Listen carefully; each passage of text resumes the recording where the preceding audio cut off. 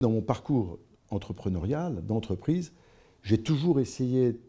de créer les conditions de cette sincérité de relation entre les collaborateurs, entre les acteurs de l'entreprise, pour qu'on partage une aventure humaine, parce que c'est l'humain qui prime et le profit vient bien après.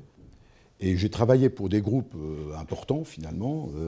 et certains extrêmement pointilleux, méticuleux, avec des règles extrêmement rigides sur la définition des budgets, sur les objectifs, sur les trucs.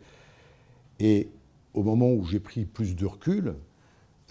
entre autres chez Yamaha, pour qui j'ai travaillé pendant près de 20-25 ans, et j'étais monté jusqu'au bord du Japon, donc du groupe mondial, et j'étais le seul non-japonais à essayer d'intervenir.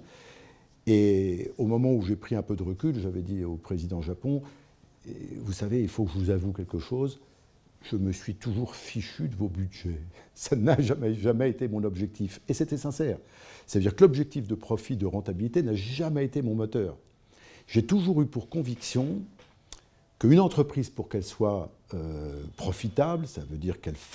réussisse un certain niveau de performance, que ça soit dans sa performance commerciale, mais pas que, dans sa performance qui est finalement de jouer un rôle sur un marché donné en étant un acteur respecté, respectable et qui donne envie, finalement le profit n'est que la résultante de bonnes actions réalisées. Donc j'ai toujours été convaincu que la première responsabilité du chef d'entreprise, c'est de faire en sorte d'avoir un groupe social qui soit en ordre de marche, qui soit motivé et qui partage le même objectif, le même idéal, et qui trouve à travers l'entreprise un complément d'épanouissement personnel